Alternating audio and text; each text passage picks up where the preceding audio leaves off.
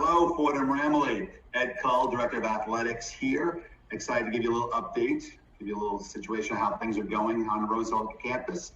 Happy to tell you so far so good. It's wonderful to have our students and student athletes back on campus. They're doing a little bit of hybrid learning, combination of online and in person. Campus is buzzing, and it's great to have our student athletes here. It's probably been about 5 weeks since they came back on August 26th.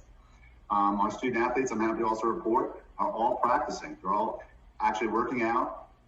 They're all getting in some of their practices. They're all actually doing a bunch of conditioning and training and skill training.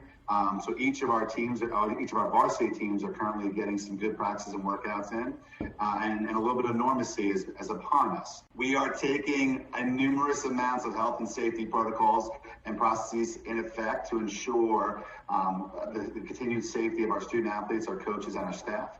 We are testing at a weekly basis all of our student athletes. We're currently entering into our surveillance testing process. We do a daily temperature check and health clearance of all of our student athletes.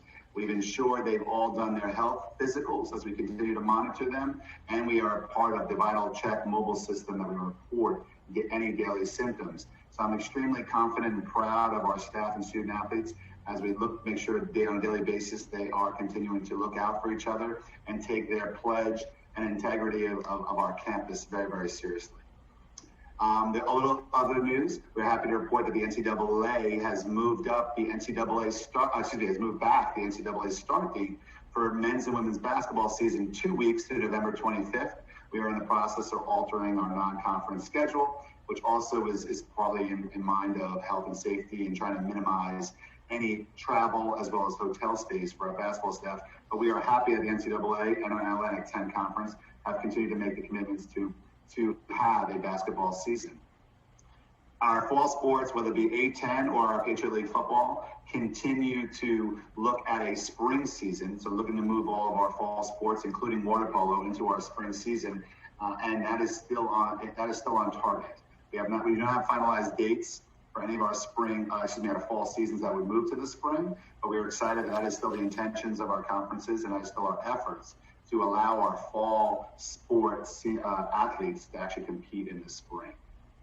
As you can imagine, the difficulty of the last 6 months have been pretty challenging for our student athletes from a standpoint of personal impact of COVID and the virus on their families, as well as financial impact of the economy, and as well as, of course, the challenges of having to shut down their practices and their workouts and not having to work out the last 6 months. We paid very, very close attention to their mental health. It's extremely important to us. We work closely with our 2 university psychologists, as well as our outsourced group, to make sure we are providing all the support and possible to our student athletes mentally and emotionally during these challenging times.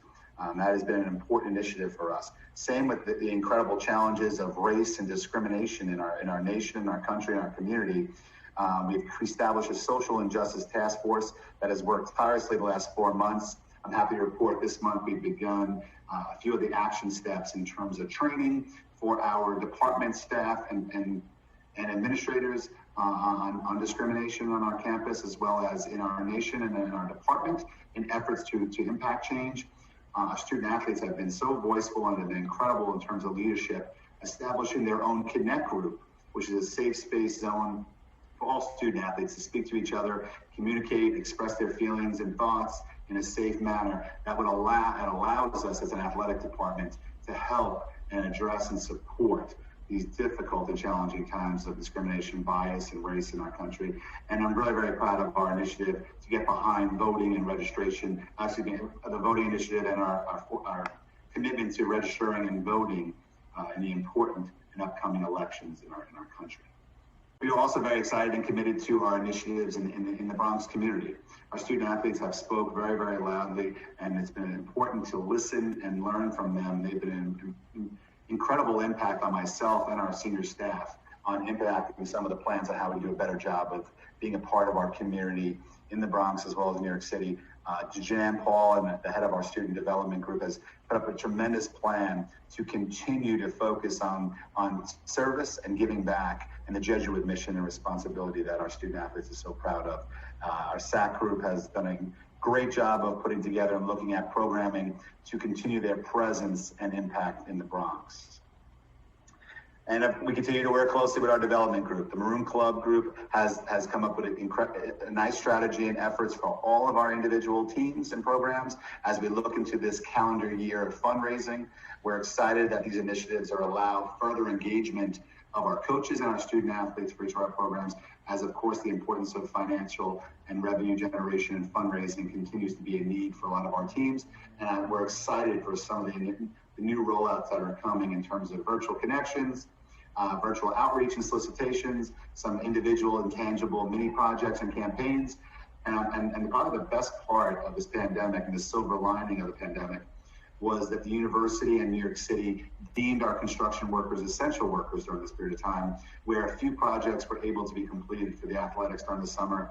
That includes our strength and conditioning varsity weight room space, additions to our equipment room, the finalization and conclusion of the Frank McLaughlin Family Court project, and the conclusion and finality of our football office project. Some of these projects have been lingering for quite a long time. We're super excited that they're finally completed and done. And again, it was a nice opportunity to take advantage of the summer and a quiet campus to have that construction be completed.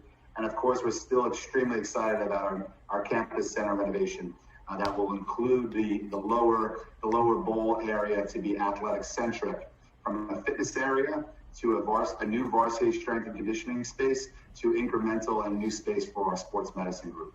So we're super excited about the future of that campus center project, and we look forward to sharing more updates with you soon.